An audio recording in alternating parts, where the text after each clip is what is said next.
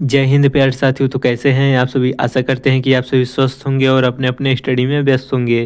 प्यारे साथियों, आज के इस वीडियो में हम यूपी होमगार्ड भर्ती 2025 के जीके का प्रैक्टिस सेट 31 लेकर उपस्थित हुए हैं। तो साथियों, आज के इस प्रैक्टिस सेट में हम यूपी होमगार्ड भर्ती सिलेबस के अकॉर्डिंग जो हमारा आज का टॉपिक है वह है मानवाधिकार। तो आज हम मानवाधिकार के 50 महत्वपूर्ण एमसीक्यूज़ को कवर करेंगे। तो वीडियो इंपॉर्टेंट है क्योंकि आज के दिन ही मानवाधिकार दिवस है। तो आप इस वीडियो को पूरा अंत तक जरूर देखें क्योंकि इस टॉपिक से रिलेटेड आपको यूपी होमगार्ड भर्ती के पेपर में 3 से 4 क्वेश्चन अवश्य देखने को मिल जाएंगे। वेरी वेरी इंपॉर्टेंट टॉपिक है, तो आप वीडियो में अंत तक जरूर बने रहें। तो चलिए वीडियो को स्टार्ट करते हैं। यदि आप हमारे चैनल पर नए हैं तो चैनल को सब्सक्राइब कर लें क्योंकि हम यूपी होमगार्ड भर्ती सिलेबस के अकॉर्डिंग सभी प्रत्येक टॉपिक के 50-50 क्वेश्चंस के प्रत्येक दिन सुबह 7 बजे प्रैक्टिस सेट लाते रहते हैं। तो आप हमारे चैनल के साथ जुड़ जाए जिससे आपकी तैयारी बेहतर हो सकेगी। तो चलिए वीडियो को स्टार्ट करते हैं और आप हमें अंत में बताएंगे कि आपके इस सेट से कितने क्वेश्चंस के आंसर्स राइट थे। तो चलिए पहला प्रश्न देखते हैं, मानवाधिकार दिवस कब मनाया जाता है। तो मानवाधिकार दिवस 10 दिसंबर को मनाया जाता है, जो कि आज 10 दिसंबर 2025 है। तो आज के दिन ही मानवाधिकार दिवस मनाया जाएगा। तो ऑप्शन बी इस क्वेश्चन का करेक्ट आंसर हो जाएगा। अगला प्रश्न देखते हैं, मानवाधिकारों की सार्वभौमिक घोषणा किस वर्ष हुई। तो मानवाधिकारों की सार्वभौमिक घोषणा जो हुई थी वह सन 1948 ईस्वी में सार्वभौमिक घोषणा की गई थी मानवाधिकार की। तो ऑप्शन सी इस क्वेश्चन का करेक्ट आंसर हो जाएगा। अगला प्रश्न देखते हैं, प्रश्न है मानवाधिकारों की सार्वभौमिक घोषणा किस संगठन ने की थी। तो मानवाधिकारों की सार्वभौमिक घोषणा जो है वह यूनाइटेड नेशन द्वारा किया गया था। तो ऑप्शन सी इस क्वेश्चन का करेक्ट आंसर हो जाएगा। अगला प्रश्न देखते हैं, मानवाधिकारों की सार्वभौमिक घोषणा में कुल लेखों की कितनी संख्या है। तो मानवाधिकार की जो सार्वभौमिक घोषणा की गई थी उनमें पूरे लेखों की संख्या जो है वह 30 लेख लिखे गए हैं। सार्वभौमिक घोषणा के अंतर्गत कितने लेख हैं, 30 लेख। तो ऑप्शन बी इस क्वेश्चन का करेक्ट आंसर हो जाएगा। अगला प्रश्न देखते हैं, भारत में मानवाधिकार संरक्षण अधिनियम कब लागू हुआ। तो भारत में मानवाधिकार संरक्षण अधिनियम जो है वह 1993 सन में इसका अधिनियम लागू किया गया था।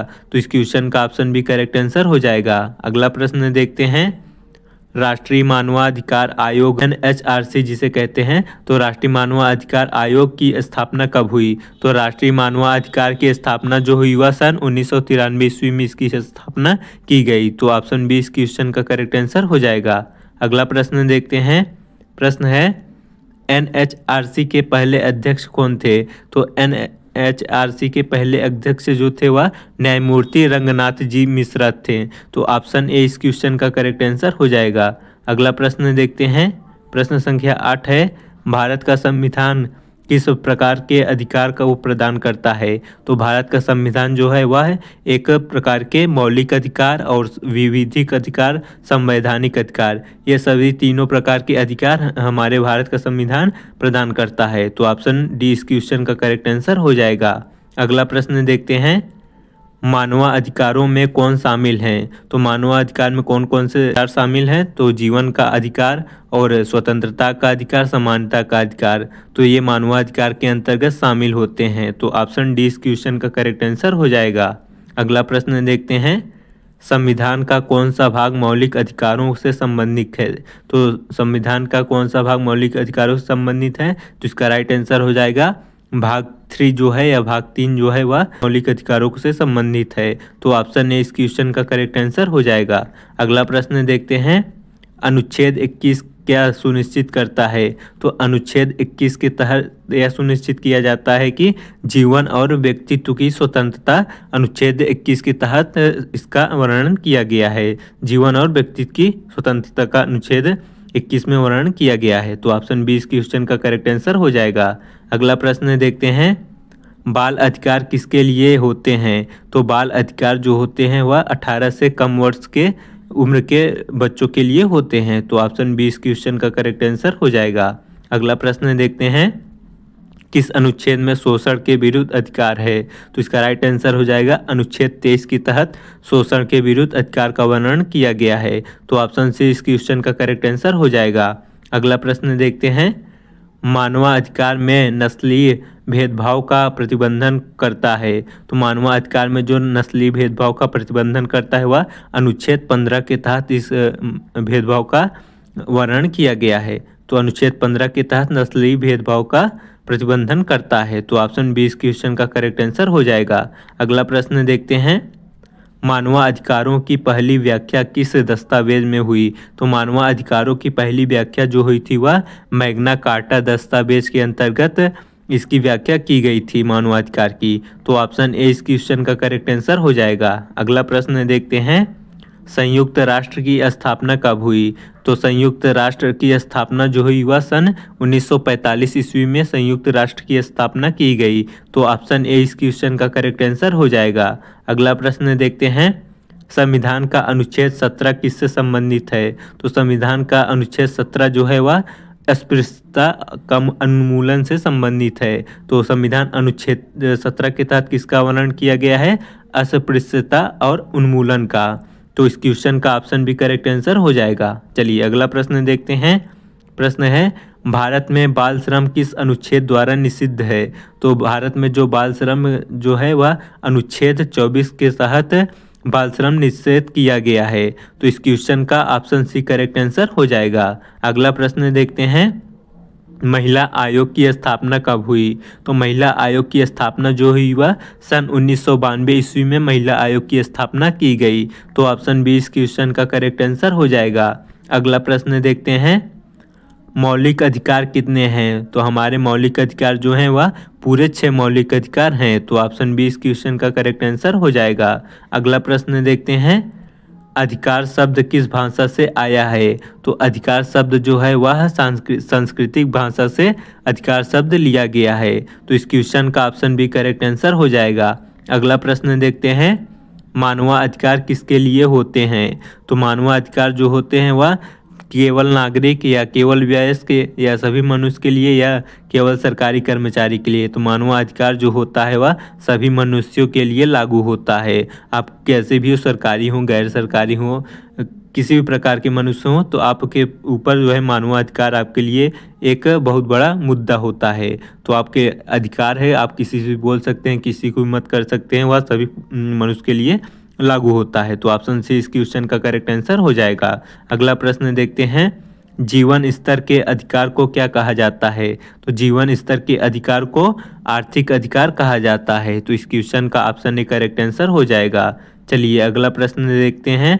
प्रश्न है, मानवाधिकारों का सबसे बड़ा सिद्धांत कौन सा है? तो मानवाधिकारों का सबसे बड़ा सिद्धांत जो होता है वह सम्मान होता है।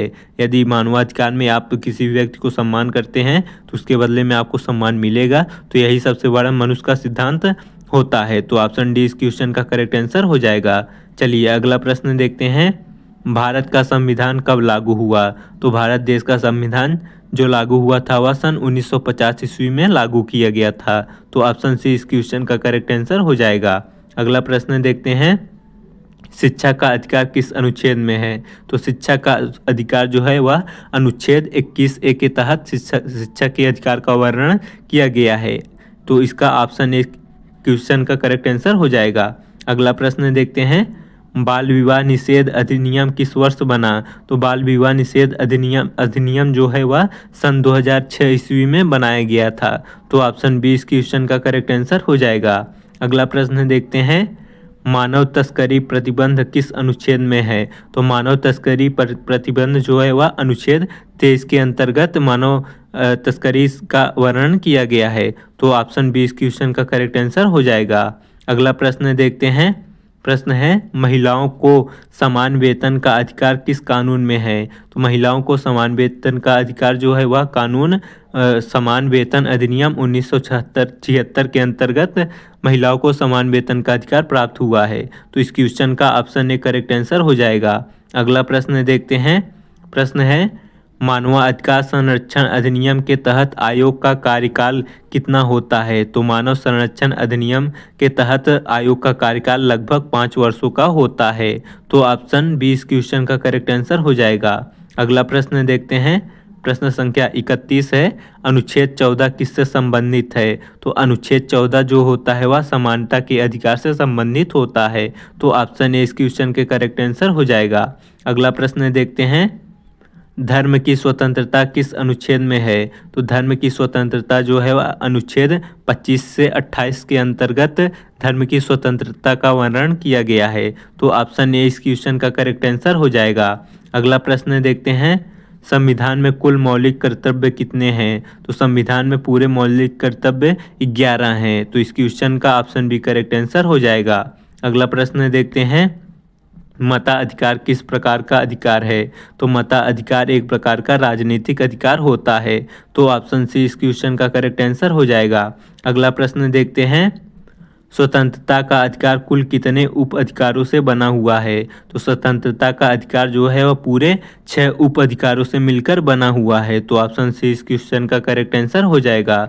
अगला प्रश्न देखते हैं, मानवाधिकार आयोग किसके अंतर्गत आता है? तो मानवाधिकार आयोग जो होता है वह स्वतंत्र निकाय के अंतर्गत आता है। स्वतंत्र निकाय जो होता है वह मानव अधिकार का आयोग होता है। तो ऑप्शन डी इस क्वेश्चन का करेक्ट आंसर हो जाएगा। अगला प्रश्न देखते हैं, मानवाधिकार का मूल आधार क्या होता है? तो मानवाधिकार का मूल आधार जो होता है वह मानव की गरिमा होता है। मान सम्मान मानव की गरिमा होती है। तो ऑप्शन ए इस क्वेश्चन का करेक्ट आंसर हो जाएगा। अगला प्रश्न देखते हैं, महिला आरक्षण बिल पहली बार कब लाया गया? तो महिला आरक्षण बिल पहली बार सन 1996 ईस्वी में लाया गया था। तो ऑप्शन ए इस क्वेश्चन का करेक्ट आंसर हो जाएगा।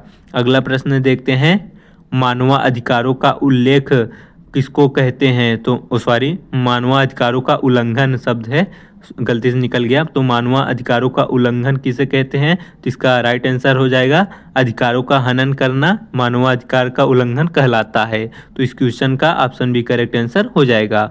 अगला प्रश्न देखते हैं, प्रश्न है, कामगारों के अधिकार किस संस्था द्वारा सुनिश्चित किए जाते हैं? तो कामगारों के अधिकार जो होते हैं वह ILO संस्था द्वारा सुनिश्चित किया जाता है। तो ऑप्शन ए इस क्वेश्चन का करेक्ट आंसर हो जाएगा। अगला प्रश्न देखते हैं, बाल अधिकार दिवस भारत में कब मनाया जाता है? इंपॉर्टेंट क्वेश्चन है। तो बाल अधिकार दिवस भारत में कब मनाया जाता है? तो आप लोग इस क्वेश्चन का आंसर हमें कमेंट बॉक्स में बताएंगे कि बाल अधिकार दिवस किस दिन मनाया जाता है। तो इस क्वेश्चन का कमेंट बॉक्स में आप हमें आंसर बताएंगे। इंपॉर्टेंट क्वेश्चन है, अगर नहीं पता है तो आप लोग गूगल करके कहीं से भी हमें कमेंट जरूर करेंगे। चलिए अगला प्रश्न देखते हैं, प्रश्न संख्या 4242 है, शिक्षा का अधिकार कानून कब लागू हुआ? तो शिक्षा का अधिकार कानून जो लागू हुआ था वह सन 2010 ईस्वी में लागू किया गया था। तो ऑप्शन डी इस क्वेश्चन का करेक्ट आंसर हो जाएगा। अगला प्रश्न देखते हैं, किस अनुच्छेद में धार्मिक स्वतंत्रता है? तो अनुच्छेद 25 के तहत धार्मिक स्वतंत्रता का अधिकार हमें प्राप्त हुआ है। तो ऑप्शन बी इस क्वेश्चन का करेक्ट आंसर हो जाएगा। अगला प्रश्न देखते हैं, मानवाधिकार आयोग के अध्यक्ष का चयन कौन करता है? तो मानवाधिकार आयोग के अध्यक्ष का चयन जो होते हैं वह राष्ट्रपति द्वारा किया जाता है। तो इस क्वेश्चन का ऑप्शन ए राष्ट्रपति आंसर हो जाएगा। अगला प्रश्न देखते हैं, महिलाओं को समान अवसर देना किसका उदाहरण है? तो महिलाओं को समान अवसर देना एक सामाजिक अधिकार का उदाहरण है। तो ऑप्शन ए इस क्वेश्चन का करेक्ट आंसर हो जाएगा। अगला प्रश्न देखते हैं, प्रश्न संख्या 4646 है, भारत में अभिव्यक्ति की स्वतंत्रता किस अनुच्छेद में है? तो भारत में अभिव्यक्ति की स्वतंत्रता जो है वह अनुच्छेद 19 के तहत अभिव्यक्ति की स्वतंत्रता का वर्णन किया गया है। तो ऑप्शन बी इस क्वेश्चन का करेक्ट आंसर हो जाएगा। चलिए अगला प्रश्न देखते हैं, बाल विवाह किस आयु से पहले अपराध है? तो बाल विवाह जो होता है वह लड़के की जो न्यूनतम आयु निर्धारित की गई है वह 21 वर्ष है और लड़कियों की न्यूनतम आयु 18 वर्ष होती है। इससे यदि कोई व्यक्ति कम उम्र में शादी करता है तो वह कानूनन अपराध है। तो इस क्वेश्चन का ऑप्शन भी करेक्ट आंसर हो जाएगा। अगला प्रश्न देखते हैं, लोकपाल किससे संबंधित है? तो लोकपाल व्यक्ति जो होता है, जिसे पद जो होता है लोकपाल का पद, वह भ्रष्टाचार के नियंत्रण से संबंधित होता है। तो ऑप्शन ए इस क्वेश्चन का करेक्ट आंसर हो जाएगा। अगला प्रश्न देखते हैं, भारत में अल्पसंख्यक आयोग कब बना?